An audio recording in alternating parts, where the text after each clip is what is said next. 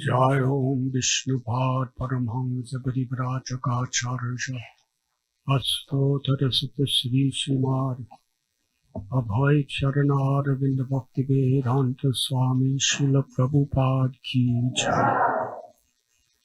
ISKCON founder Acharya Srila Prabhupada Ki Jai.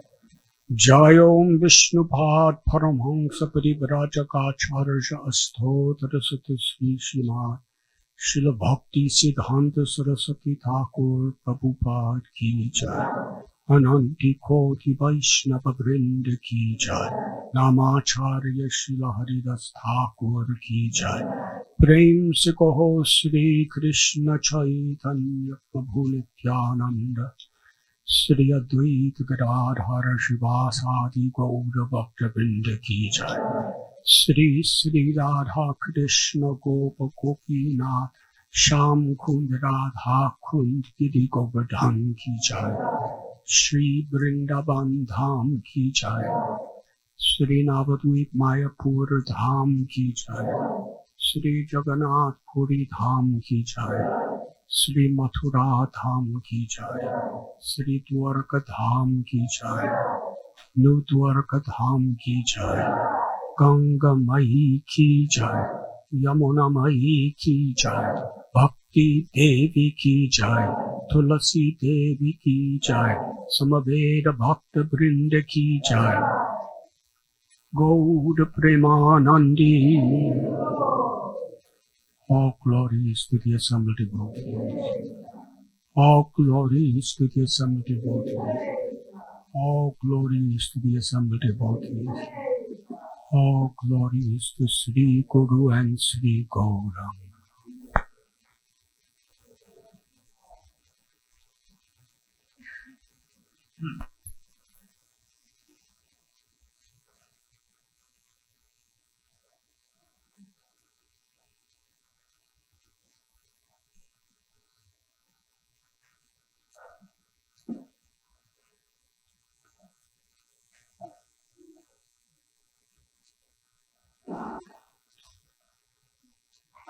Om Namo Bhagavate Vasudevaya.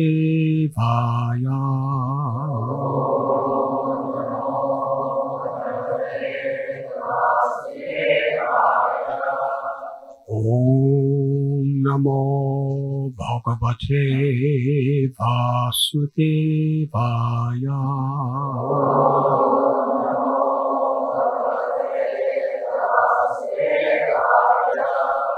Om Namo Bhagavate Vasudevaya.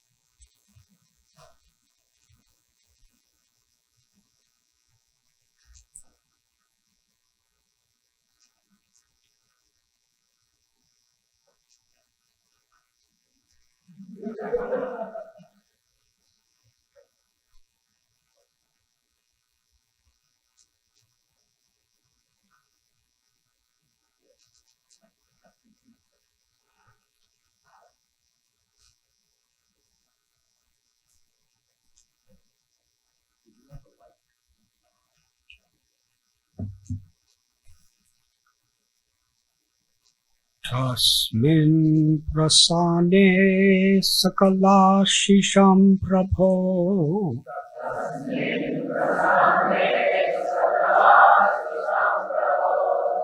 Kim durlabam tabiralam lavatmabi.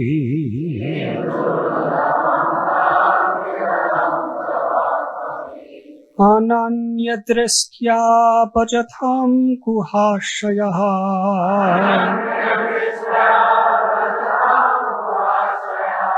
Swayam vidatte swagatim paraparam.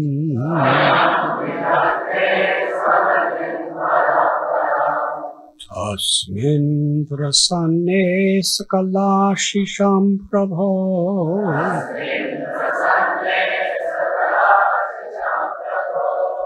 Kim durlabham thabiralam lavatmabi.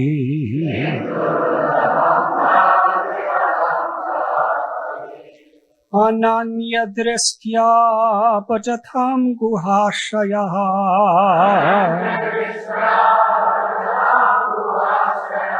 Swayam vidate swagatim paraparam.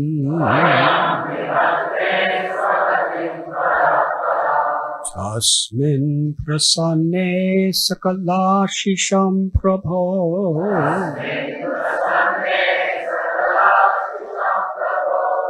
Kim durlabham thabiralam lavatmabi.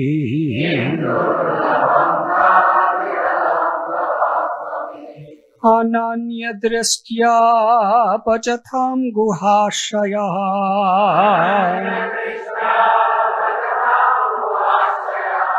Swayam vidhate swagatim paraparam.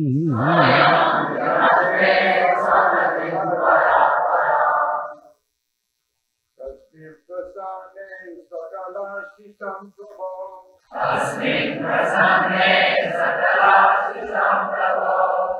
Kim durlabham thabiralam lavatmabi.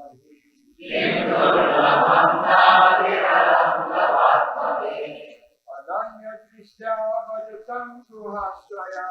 Ananya drishya vajatam guhashaya. Swayam vidate swagatim paraparam. Swayam vidate swagatim paraparam. Prasanne sakalashitam prabho. Tasmin prasanne sakalashitam prabho. Kim durlabham thabiralam lavatmabi. Ananya drishya vajatam guhashaya.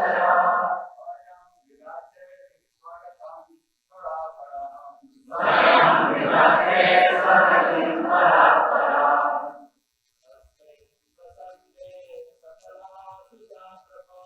Tasmin prasanne sakalashitam prabho.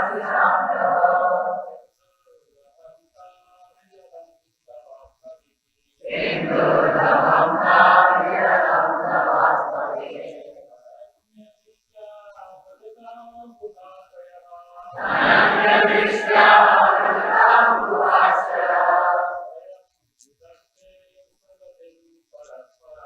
Swayam vidate swagatim paraparam. Tasmin prasanne sakalashitam prabho. Kim durlabham thabiralam lavatmabi. Ananya drishya vajatam guhashaya. Swayam vidate swagatim paraparam. Ladies.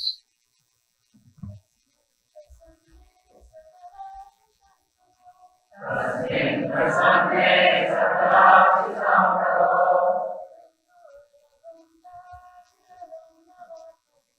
Kim durlabham thabiralam lavatmabi. Ananya drishya vajatam guhashaya.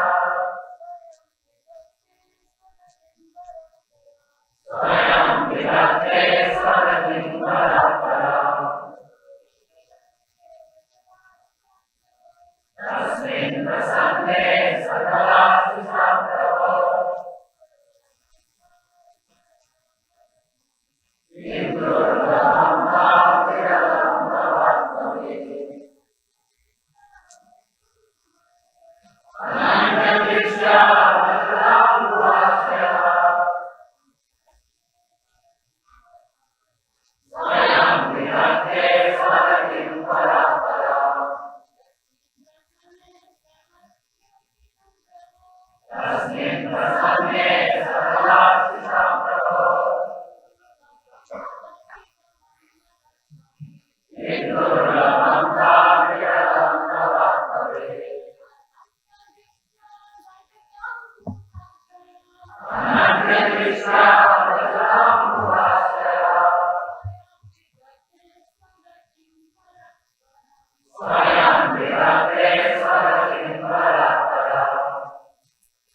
Asmin,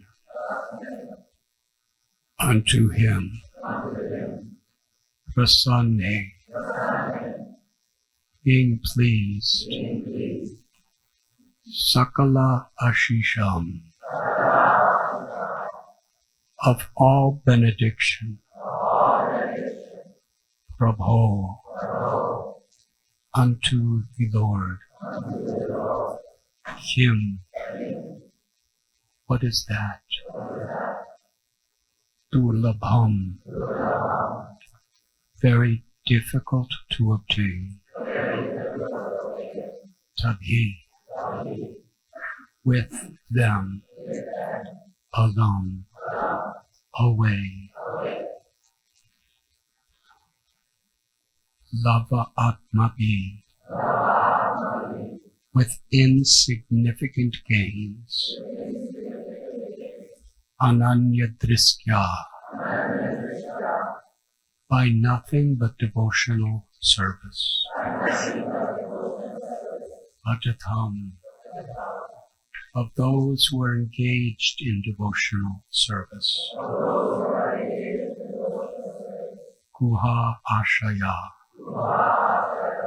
residing within the heart. Swayam, personally. Vidhate, executes.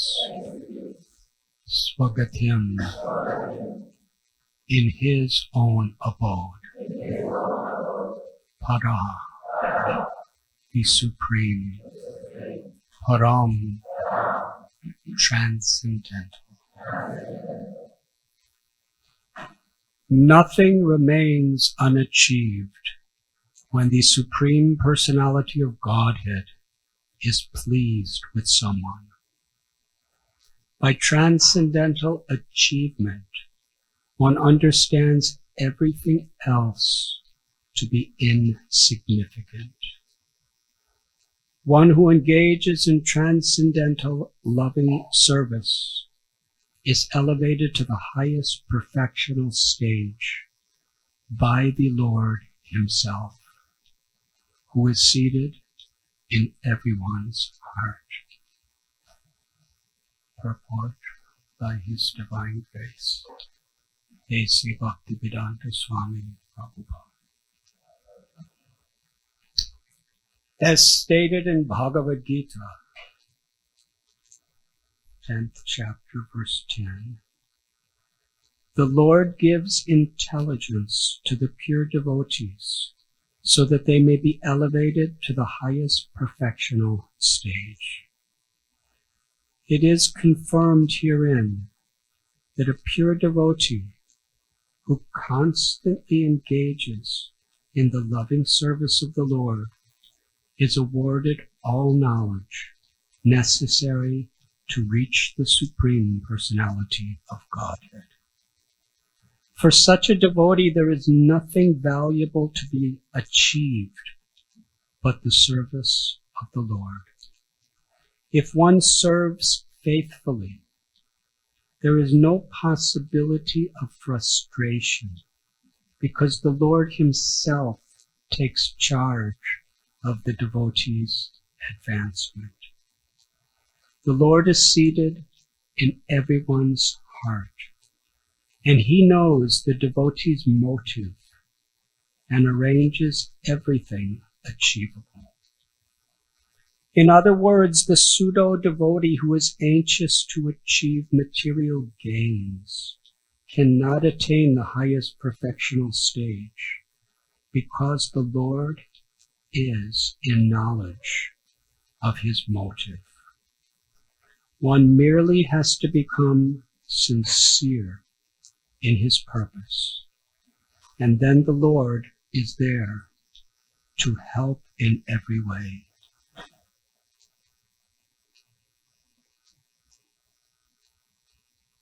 Is everyone able to hear?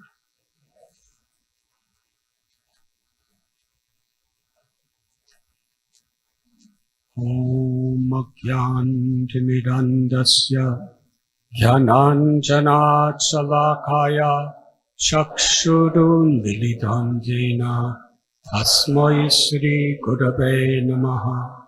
Sri Chaitanya Manobhishtam Sthapitam Yena Bhutale Swayam Rupa Kadam Mayam Tadati Swapadantikam Vandeham Sri Guru Sri Judapadakamalam Sri Gurun Vaishnavanscha Sri Rupam Sagrajatam Sahagana Raghunathan Vidam Tam Sajivam Sadvaitam Savadutam Harijana Sahitam Krishna Chaitanya Devam Sri Radha Krishna Padam Sahagana Lalita Sri Vishakhanvitamscha He Krishna Karuna Sindhu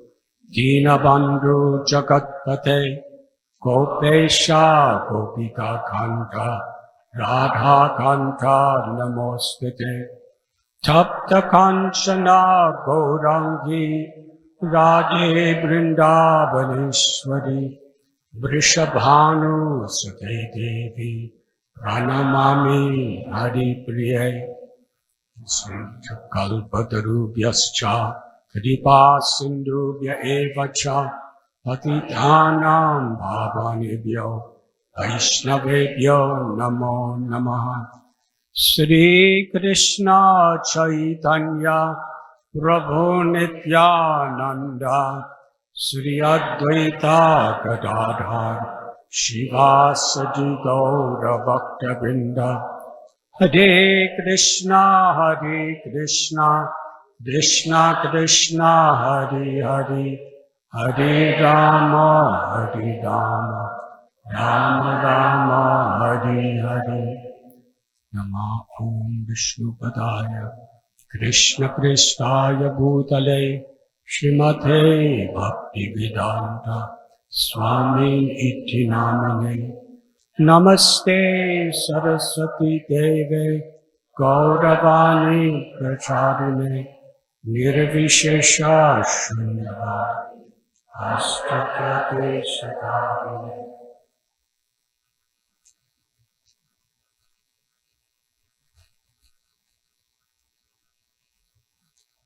Hare Krishna.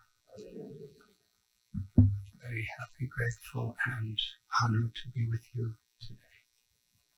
Thank you, Maharaj. Thank you, Swabhas Prabhu, for allowing me to serve all these devotees. And thank you for each one of you for taking your precious time to be here today.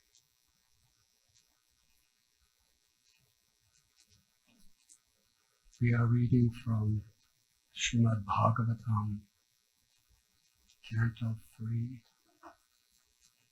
Chapter 13, entitled The Appearance of Lord Varaha. Text number 49.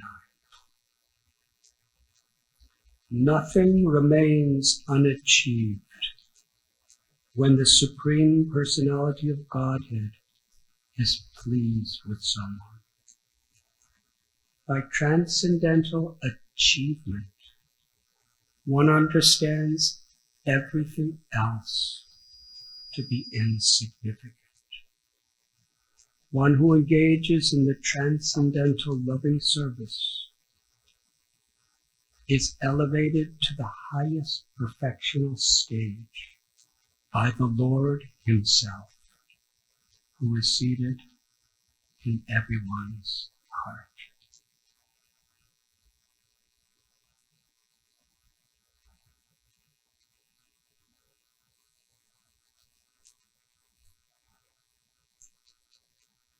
This particular verse is very relevant for the times we live in today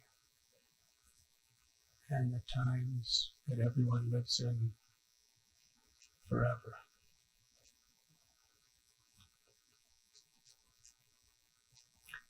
Because in this ever-changing world,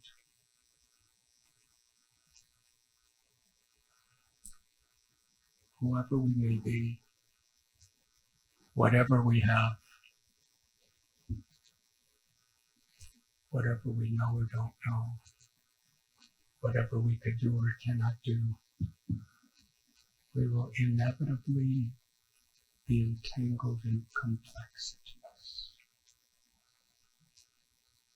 Perhaps you all have this experience. Individually,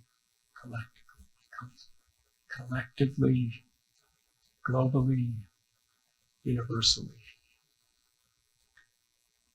Dukalaya Mashashvata. Because we live in a world of change.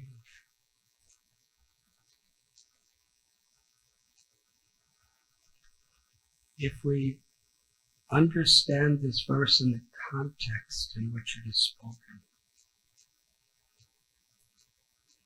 it gives us a clear perspective. Without proper context, it could seem like a theory that isn't really what happens. Because it is describing here,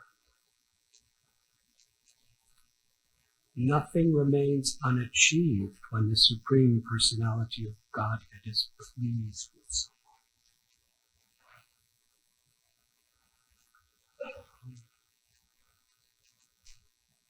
Is there anything in our lives that is unachieved? Does that mean we're not pleasing the Lord?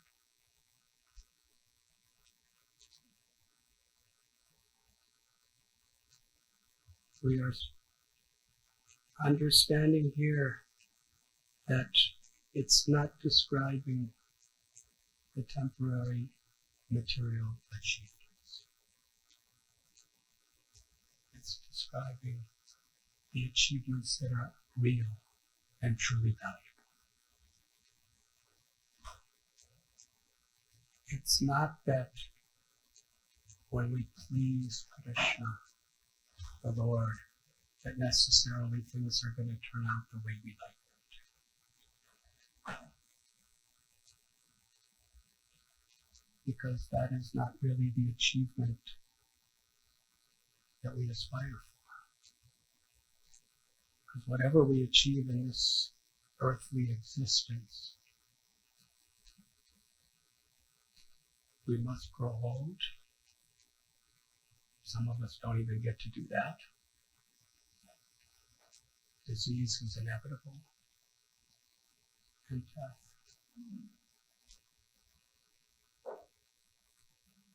However, we must please the Lord. Yes? Closer mic. I will try to please you and achieve making you happy. Actually, by Archita Prabhu's grace, that's what I was trying to say. The actual achievement is making Krishna happy. If we please the Lord, nothing is unachievable because Krishna is happy. If we make anything else our standard of achievement, frustration will come. Our bodies are going to suffer and die. Everything that we have is going to be taken away from us. Everyone we love, either they're going to die or we're going to die and lose them. Materially, everything will be inevitably lost.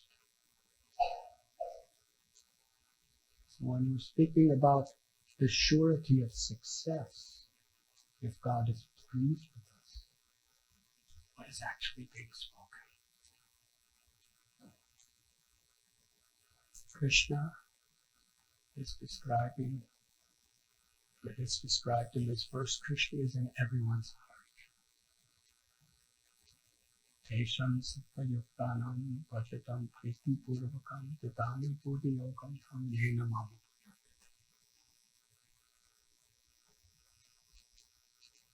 Krishna gives the intelligence, and through that intelligence gives himself to one who pleases him with loving service.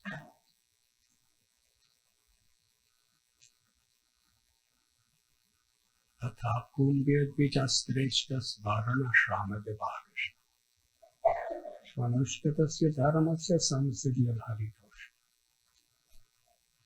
This verse describes whatever our social or spiritual status or place in society may be. It's not how much we know. It's not how much we achieve. What makes us success is to the extent Krishna is pleased with us. Samsadir haritosha. The perfection of all of our activities, all our desires, and all of our words is that Krishna's pleased. If we understand success from this perspective, then we could travel through life in such a way that we're always making progress toward Krishna.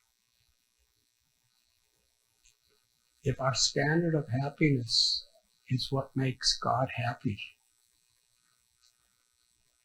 then even the so-called impediments, if we're sincere, make us more happy.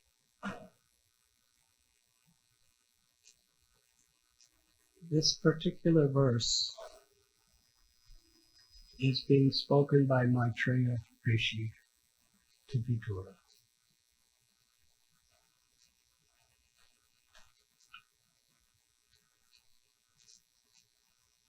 Vidura,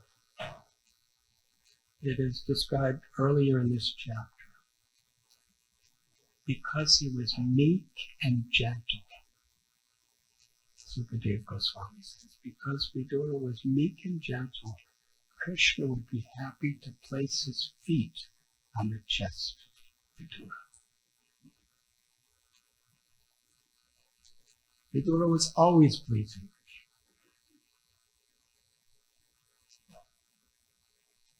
From his heart, everything he did was an act of love and devotion. But what happened in his life? Why did he end up here talking to Maitreya Rishi? May we explore briefly? First of all, he was a son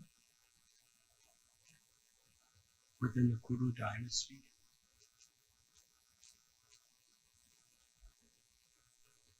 He was most qualified to be the emperor.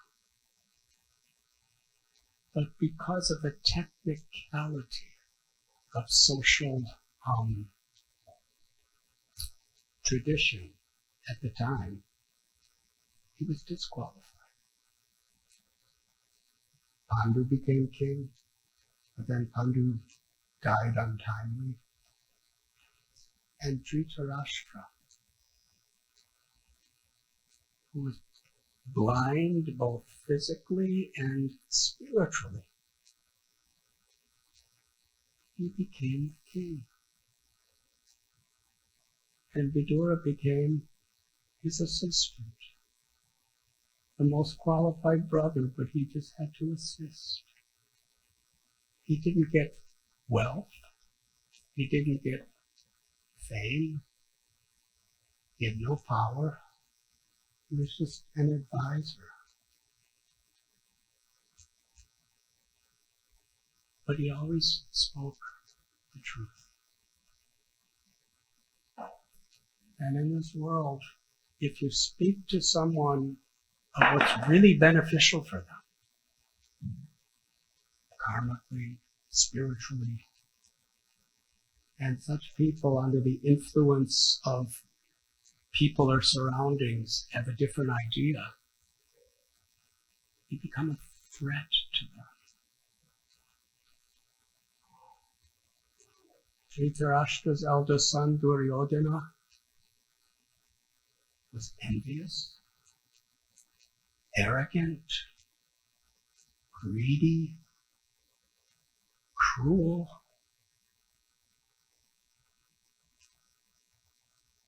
He could not tolerate the wonderful good qualities of his cousin brother Yudhisthira, who was actually, even when he was a little boy, he was meant to be the next king. Dhritarashtra was only to be a placeholder until Yudhisthira Maharaj would be old enough to take the throne. Yudhisthira's younger brother was Bhima. He was very strong. So on every level, Duryodhana was envious. People loved Yudhisthira more than him. That was intolerable. People trusted Yudhisthira with all their hearts. They didn't trust Duryodhana. He was going to get a position.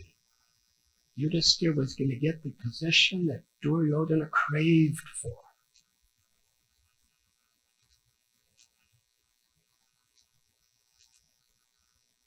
And even though Duryodhana was an incredibly powerful warrior, Bhima was stronger and more powerful. So he simply lived in the frustration of envy. And he was so intelligent. Duryodhana knew how to manipulate circumstances. And he was always giving he was pressurizing his father, intimidating his father, corrupting and polluting the perspective of his father, to exile, to murder who he considered his rivals. This is the primary story of the Mahabharata and a significant place in the Srimad Bhagavatam. So Vidura is the brother, and he's always giving the king the best advice.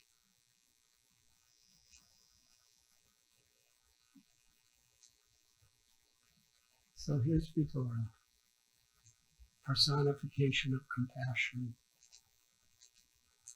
a lover of God, so pleasing to Krishna. We read about that instance where Duryodhana made a huge, wonderful reception for Krishna, with the best food, the best gifts of ornaments, and best entertainers. And he invited Krishna with nobody turned him down. Krishna walked by his palace, and Vidura just had a little hut. And Krishna just showed up. And it said Vidura wasn't even home. His wife was. When Krishna came, he said, "I'm hungry." There was nothing in the house.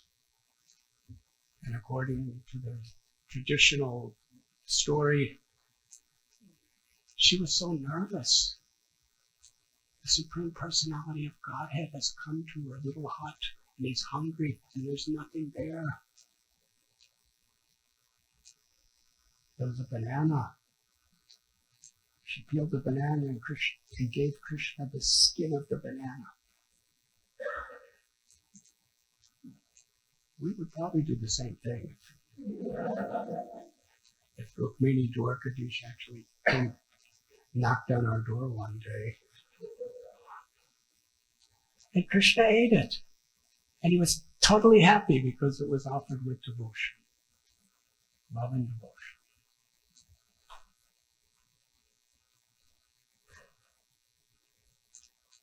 So here is a person who's really pleasing the Lord, and it's describing that all benedictions are achieved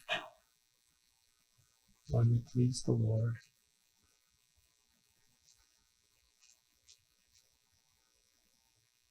A little later, Vidura, seeing the atrocities that Dhritarashtra was allowing himself to be a part of, he spoke the truth. My brother, this is not good for you. It's not good for anybody. You can't be influenced and controlled by the envy of Duryodhana. Right in front of the king, Duryodhana, he heard it. He screamed with such scorn at Vidura.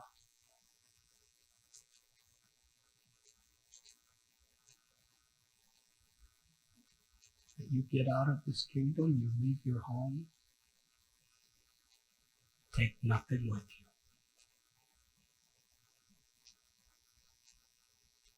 The only thing I'll allow you to take with you is your breath. Such arrogance.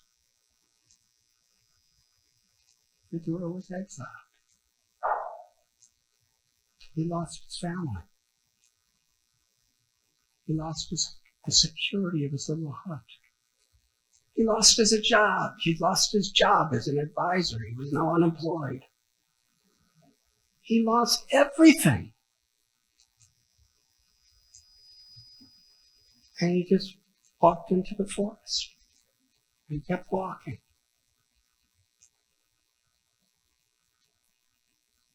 If everything's achievable by pleasing God, if our whole life is a success and all obstacles are overcome, why is this example given in Srimad Bhagavatam and Mahabharata? The person who's pleasing Krishna so much is losing everything. And Duryodhana, who's displeasing the Lord more than anyone, is getting everything.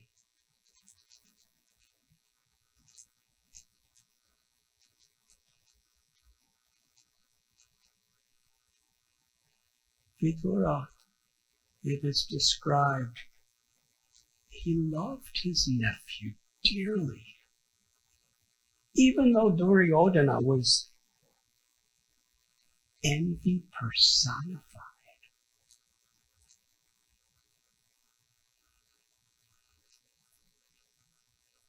Vidura loved her. He really wanted what was best for him. He didn't hold anything against him. Nor did he hold anything against his brother for totally betraying him after Vidura dedicated his entire life to serving his brother, and now his brother totally betrays him and allows him to be insulted and exiled.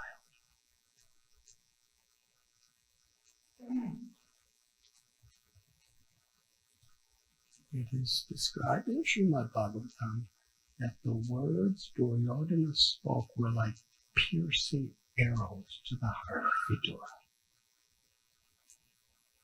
It's not that it didn't hurt. Sometimes we think being transcendental means we don't feel pain anymore. We become like a transcendental piece of stone. Or honor, dishonor, pleasure, pain, happiness, distress, health, disease, these things just don't affect us because we are connected to Brahman.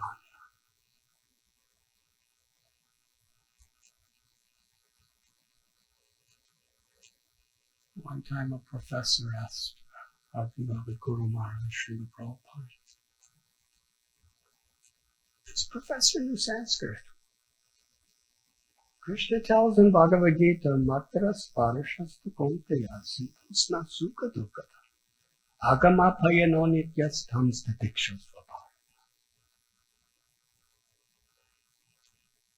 The non-permanent appearance and disappearance of happiness and distress, honor, dishonor, pleasure, pain, health, disease, they come and go like the winter and summer seasons.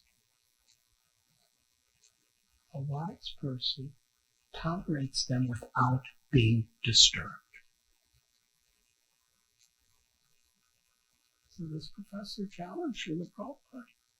Arjuna heard the teaching,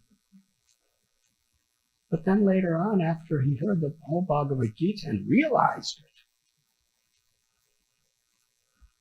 there's so many instances where he got really disturbed.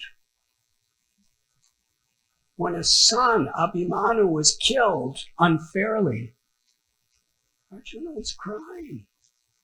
Subhadra, Krishna's own sister, the spiritual energy of the Lord, was crying. Why are they disturbed if they're not supposed to be disturbed?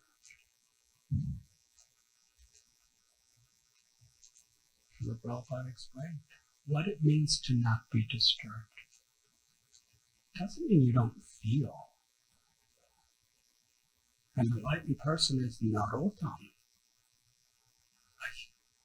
Has the highest human qualities. It means his will to please Krishna was not disturbed. Even though his heart was broken by the death of his own son in such an unfair way, he carried on his service.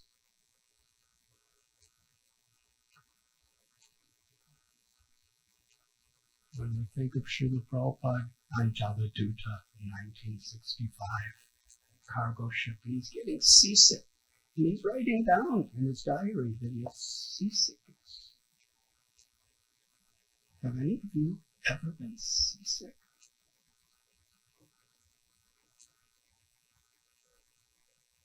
It's really,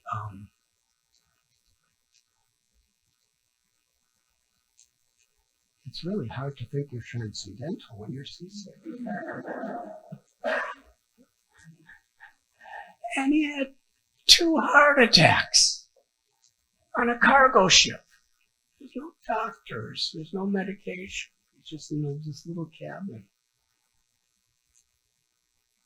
And while he was getting the heart attacks and the seasickness, the sea was stormy. The waves were rolling very high. And Srila Prabhupada, later on, he said that the ship he was on felt like a little matchbook in the middle of the stormy sea. Why would Krishna make the sea like that?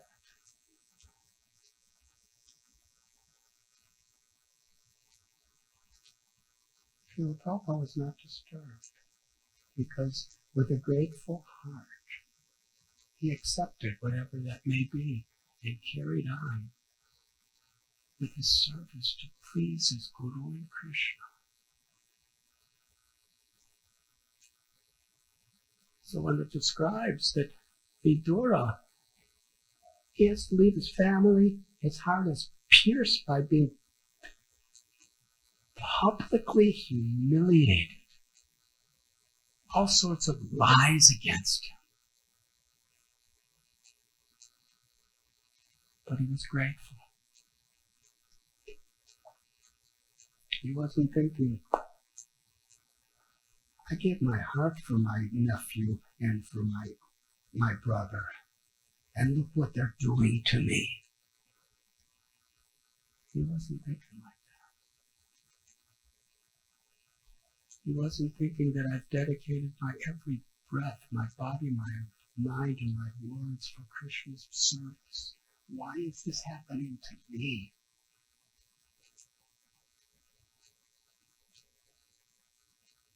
And he was somewhat elderly too. Wasn't like a teenager taking an excursion in the forest. He lost everything except his will to serve. He was grateful. He was grateful because he saw this opportunity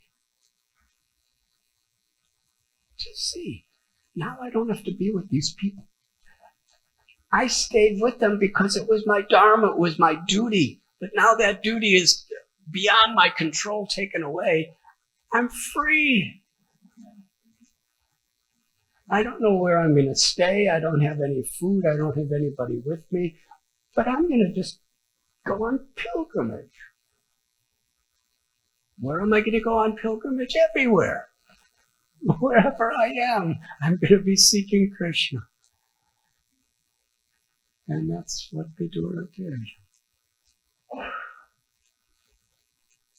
So after this wonderful glorification of how he pleased the Lord, we read that materially nothing went his way, but yet he was always a success.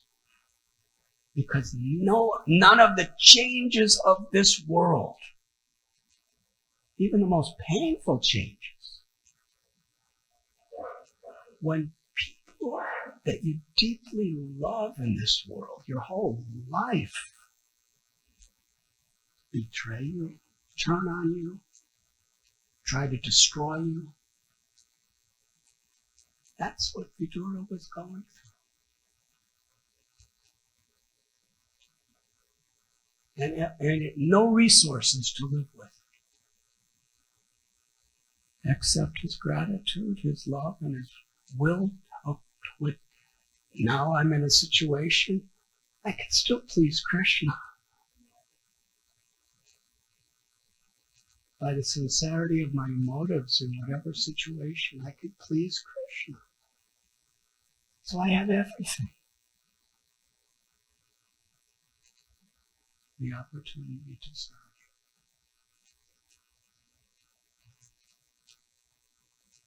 And in this particular section of Srimad Bhagavatam, which is actually a large section, Vidura, he meets in one place, he meets Uddhava, who was such a dear, dear friend of Krishna. They have beautiful discussion.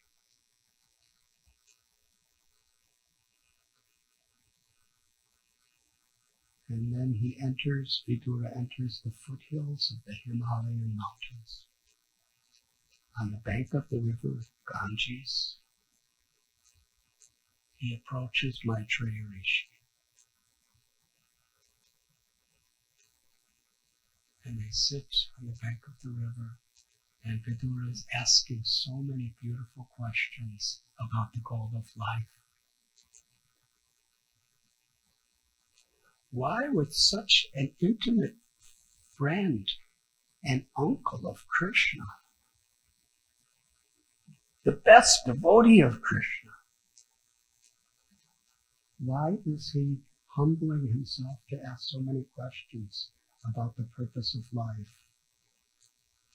And he's asking about so many histories.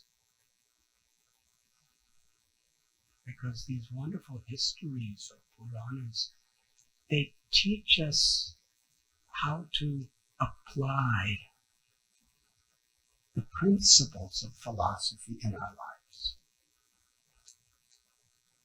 Sri Chaitanya Mahaprabhu, he spoke Mahatino Yena Gadasa. The only way to approach perfection is to follow in the footsteps of great personalities, Mahajans. Vidura is one of the Mahajans.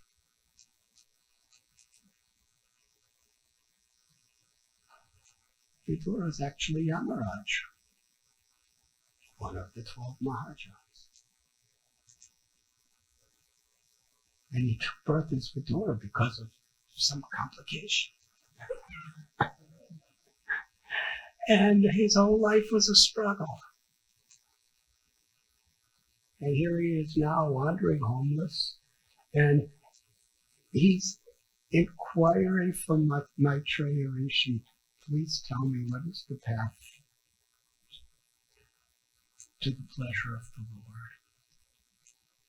And Maitreya Rishi knows Vidura's greatness, but at the same time understands two things. Vidura is speaking for the benefit of everyone, and simultaneously, the more you know God, the more you want to know more.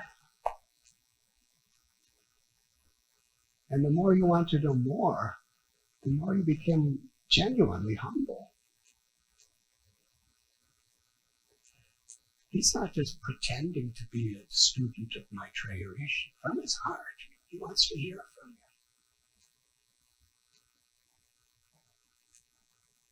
you. And interesting, this narration from this chapter is being spoken by Maitreya Rishi to Vidura about the incarnation of Lord Varaha. And this conversation between Maitreya and Vidura is being described by Shukadeva Goswami to Parikshit Maharaj. So this idea of devotees being put in reversals is not unique to Vidura. Parikshit Maharaj was a great devotee. In fact, he was, Maharaj, you could correct me, but he was like the grand nephew. Parikshit was like a grand nephew of Vidura.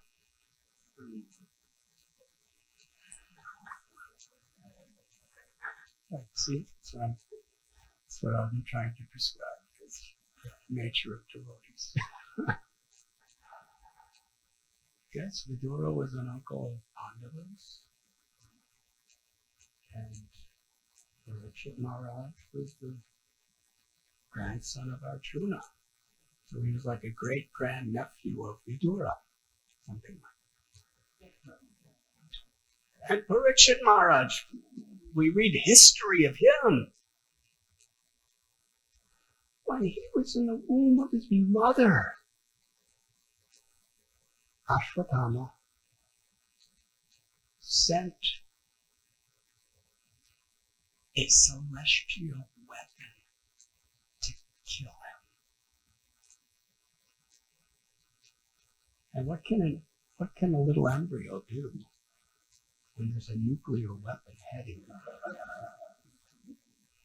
And it was not just like somewhere in the sky.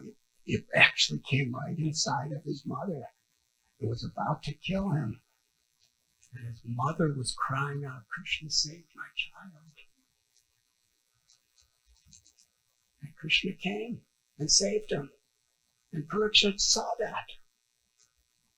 So he was really Krishna conscious from that time.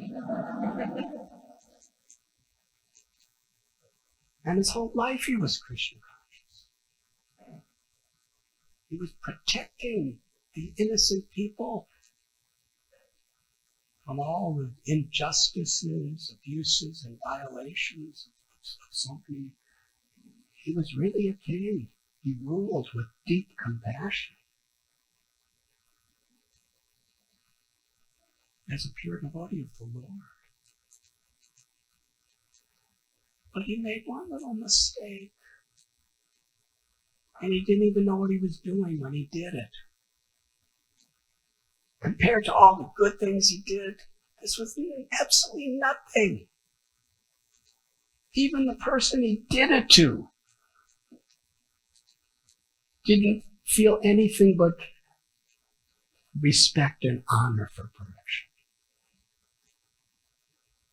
But the son of the person he did it to cursed Parikshit Maharaj to die in 7 days.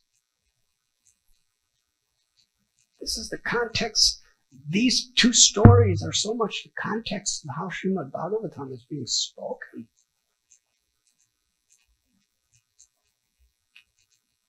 So it's not a detail that things don't go the way we want it materially, even when we surrender everything to the Lord. It's not that maybe that will happen. Because even if you don't surrender to the Lord, you're going to lose everything.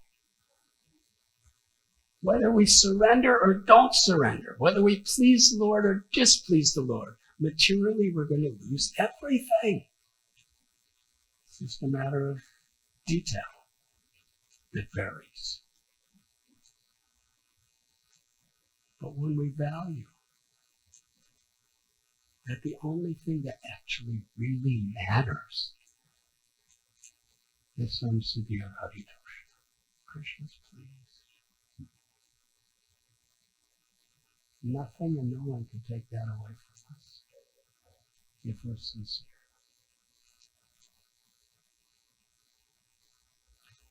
And in this beautiful purport by Srila Prabhupada, one merely has to become sincere in his purpose. Then the Lord is there to help in every way.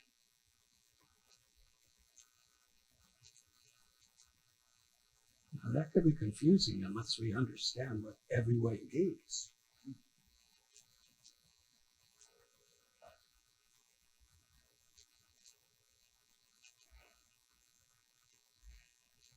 Vidura saw even the obstacles and injustices upon him.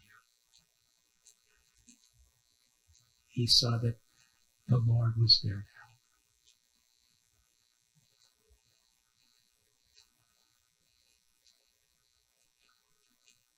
In the world we live today, and I'm 72 years old. I can't remember ever a time in my life. And as far as all the histories I've read, I've never read about any time, anywhere. Satya Yuga, little Prahlad had so many obstacles. Not to speak of Kali Yuga.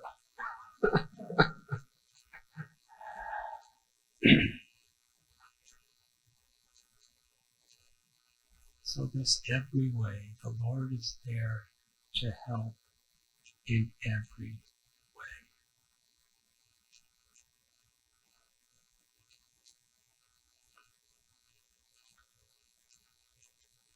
I believe it was less than 1 week ago I had a Zoom. You all know Zoom? It's very consuming. But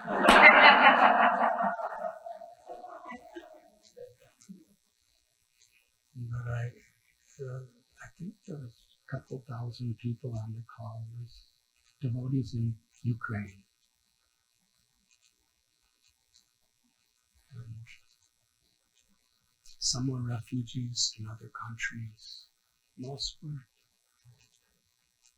the condition that they're in as devotees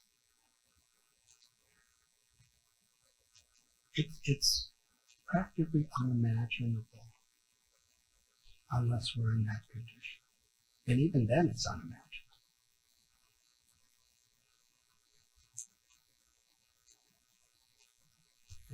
In October I was in Italy and many refugees. Mother with a little baby in her arms and a 6-year-old child and a 4-year-old child. The father wasn't allowed to leave the country. Homes destroyed, businesses destroyed. Just roaming from country to country homelessly, with looking for shelter.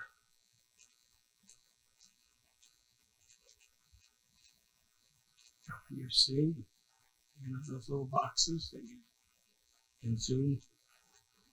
Like every little box had like families and whole ashrams in it.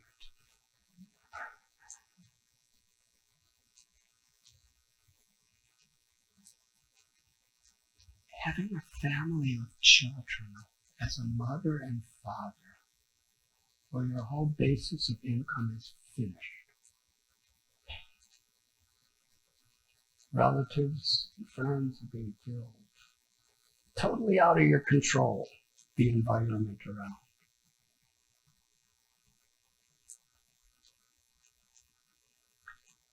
And everything is totally uncertain. as far as one's material destiny. And more difficult than having a destiny that is uncertain. It was when your beloved little children, everything is uncertain, whether they're going to live or die.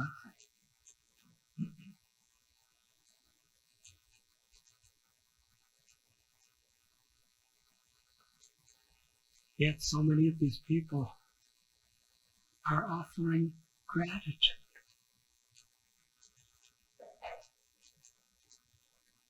You know, in our own ways, we're all in similar predicaments where things just aren't going the way we want them to go, and there's so many uncertainties in the world. We have every reason to be angry and depressed. It doesn't take much philosophical, poetic research to find reasons to be angry and depressed.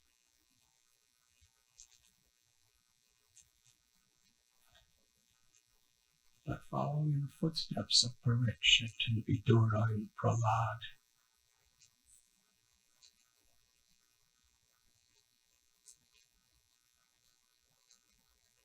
they're looking for something to be grateful for. And it's Srila Prabhupada and our acharyas through Srimad Bhagavatam is giving us something that we can be grateful for in any situation. Even when we're about to die. Like it please Krishna. Samsidhir Haditosha. That's my affection. I could give my children, I could give people of the world, whatever little way we can do. We can share Krishna's blessing, share the gift of bhakti with people. Doesn't mean that life doesn't hurt, but there's an inner fulfillment when we actually take shelter of the opportunity to serve. Seva.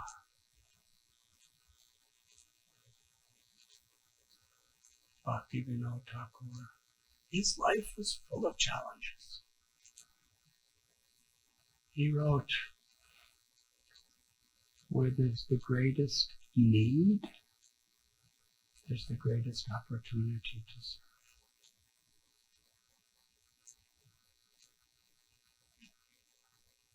Our beloved Srila Prabhupada was living in Vrindavan, in Sevakunj, the arena of the Rasa Lila, where Krishna is eternally dancing with gopis, at the eternal residence of Rupa Goswami and Jiva Goswami. Why did he leave there to go on that cargo ship? And eventually come to Los Angeles. Huh? He came to New York, San Francisco, and he made Los Angeles his national headquarters, New Dwarka.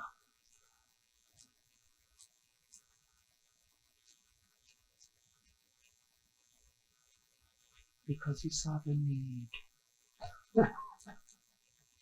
He saw there's such a great need, and therefore he saw a great opportunity to serve.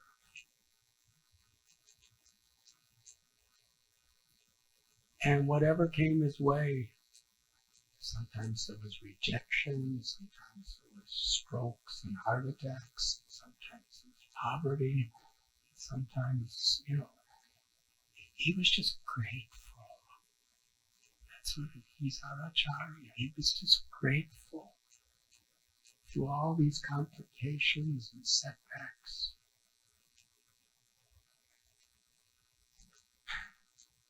last year when I was in New York City, I was shown this little building that's completely on both sides. In New York City, like one block, every building is like connected to every other building.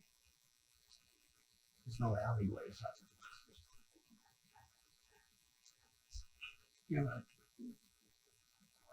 A little two-story building.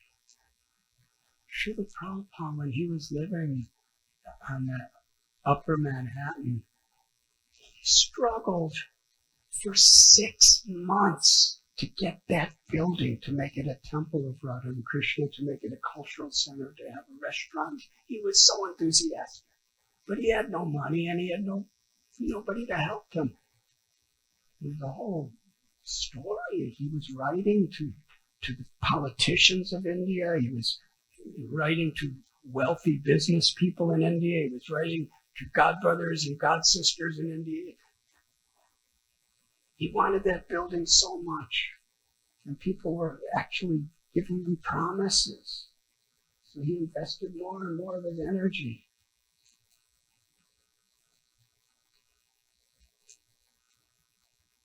But because of the politics of that time, even though people were willing to give the money for that building, they couldn't get it released from India into America. So many letters, so many struggles. And Srila Prabhupada, eventually, he couldn't get it. He would stand in front of that building praying to get that building. Why? He could just go back to Vrindavan if he likes a nice place to stay. Because he saw the need that we have. And this is 1965. It's before he had any followers.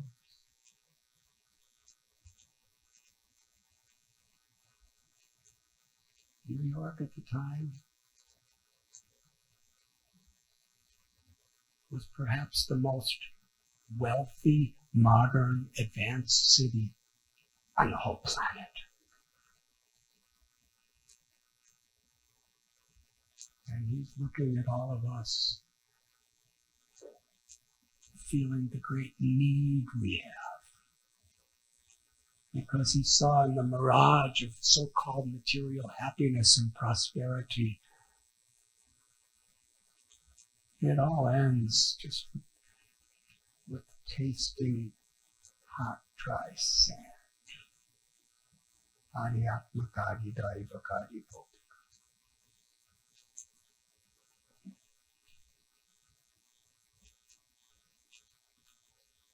He's walking through the cold winter of New York City.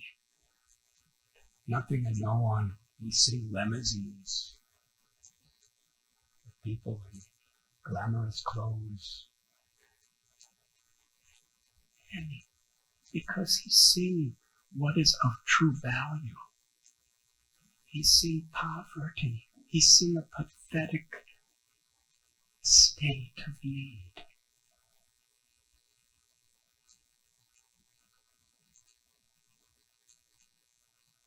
And eventually, he went to the owner of the building, who was just a New York person. He wasn't from India or anything like that. And Srila Prabhupada said, just let me use the building. We could be partners.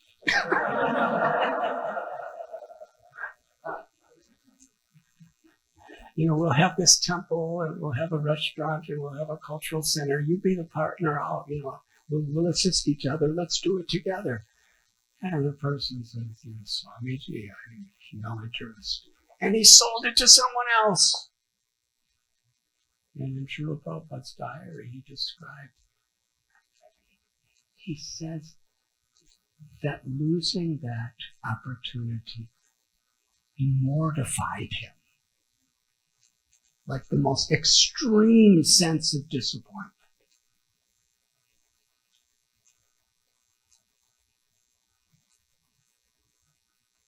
Was he disturbed? No. Because after he lost it, some people told him, this is kind of a wealthy area of New York. Better you go to the Lower East Side. People will probably take you more seriously. So that's why he went to the Lower East Side. Because by material standards, he was a failure. But there was no failure. Because his will to serve, his will to please Krishna, and Krishna being happy with that will.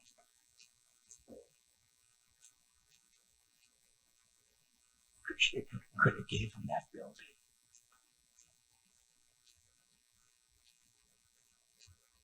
But where we're sitting now, it's 1,000 times better than that building.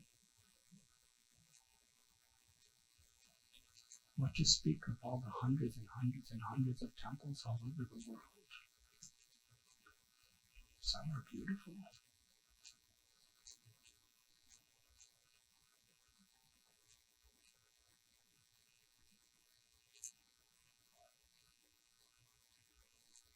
Srila Prabhupada was sitting in his quarters here at New Dwarka. And considering his traveling around the world, his quarters here in New Dwarka were actually the most beautiful quarters that he ever had, as far as really nice material facilities. And Srila Prabhupada turned to someone and said, you see this wonderful quarters I've been provided.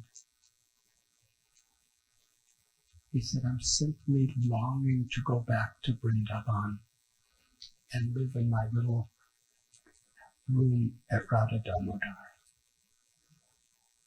Now, at that time, when Srila Prabhupada was at Radha Damodar Temple, because I was there in 1971, it was still just an earth floor. They've renovated it a lot. They put marble or tiles on the floor.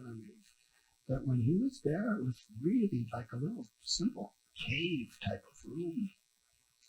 And here he is, Los Angeles, California, Culver City.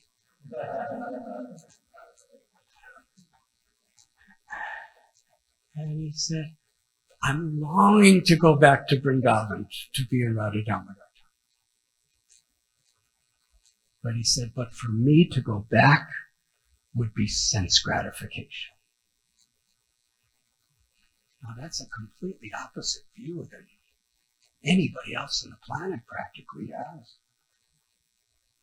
For him, giving up luxury to live in poverty is sense gratification. Does that make sense? I don't even know what I said.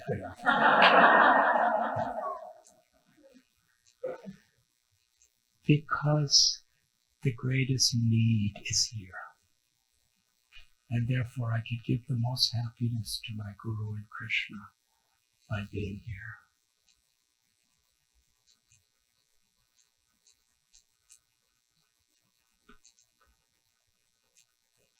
The verse today, nothing remains unachieved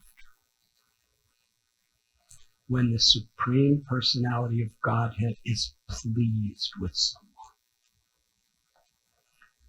But whether we're speaking of our beloved founder Acharya, or whether we're speaking about little Prahlad or Dhruva, or we're speaking of Vidura, it's not that with Parikshit Maharaj surrendered to Krishna that the curse was reversed. That kind of rhymes, reversed, cursed. Didn't happen that way. He still died in 7 days. But yet we consider it the most successful life. The circumstances didn't change. But his consciousness changed. Krishna was pleased. So why every morning do we read Srimad Bhagavatam together and discuss why every day are we chanting Krishna's name and trying to cry out for mercy with all our hearts. Yes, our dharma in this world, we must do everything we can on behalf of Krishna to protect our children, to protect our society. Devotees are activists, even in a social sense. But that activism is never disconnected from what pleases Krishna.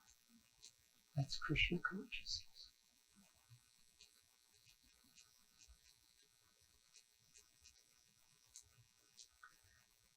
Nothing remains unachieved when the Supreme Personality of Godhead is pleased with someone.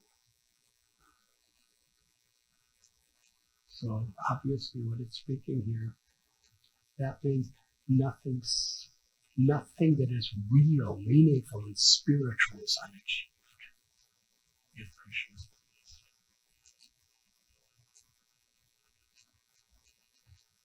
pleased. Material existence is like endlessly unachievable. Because even if you achieve something, you have to hold on to it, and you can't.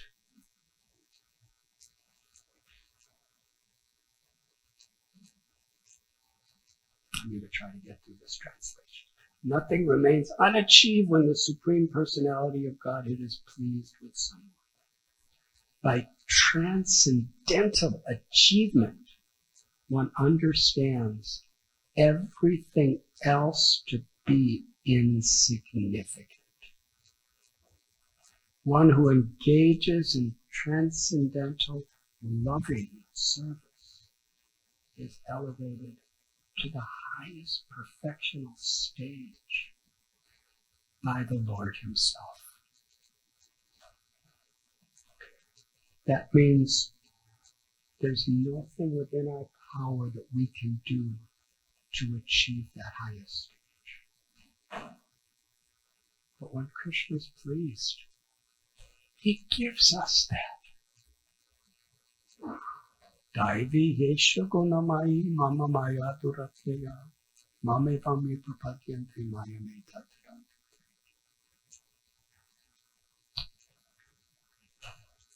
Krishna declares with supreme authority that this divine nature, this material energy consisting of the three modes of nature, Rajaguna, Tamaguna, Sattvaguna,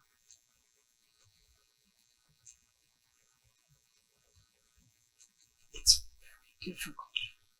In fact, it's impossible to overcome. But one who surrenders, Sharanagati, one who takes shelter of me, by my grace, one can overcome everything. So the perfection of life is not depending on material circumstances or outcomes. The perfection of life is that Krishna is pleased. By pleasing our gurus, by pleasing the Vaishnavas, by following Krishna's teachings sincerely, which means to serve with love and devotion, ultimately, to be an instrument of Krishna's compassion as the goal of whatever we do. And we do our dharma the best we can. In that spirit, that is the supreme perfection of success in life. Everything else is insignificant. That's an important word. Because by the illusory power of Maya, we consider insignificant things to be significant. And that consciousness deludes us to think that significant things are insignificant. There's so many pressing needs in the world. How significant is it for me to chant my rounds in the morning? It seems insignificant compared to everything else going on and all the demands. But if it pleases Krishna, it's supremely significant.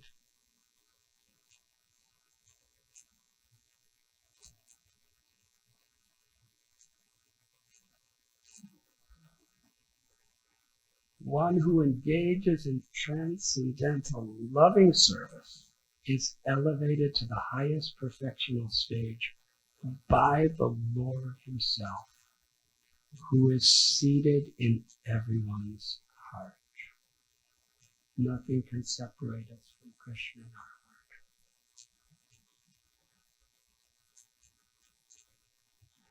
That means essentially everything's all right. If something could separate us from Krishna in our heart, that's a problem. But if nothing can separate us from Krishna in our heart, ultimately everything's all right. But when we forget Krishna's in our heart, and we're not living in harmony with Krishna in our heart, that is the root cause of all the real problems of existence. So yes, we feel for people who are suffering the pains of material existence. And Krishna feels. Yada yada hi dharmasya glanya bhavati. That's why he descends to this world again and again, because he doesn't like to see us suffering. He loves us for his children. To assist Krishna in bringing people closer to Krishna's love. That's the only thing that really pleases Krishna while we're in this world.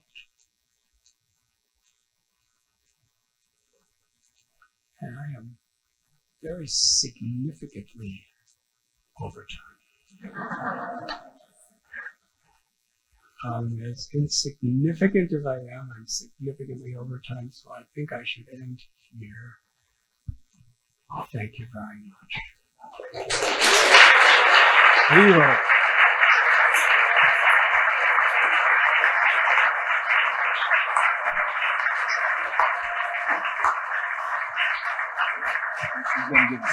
Yeah, I was going to say. Haribo! His Holiness Radhanatha Maharaj ki jai. So before everybody goes to breakfast, and let's hope that there's enough breakfast because so many devotees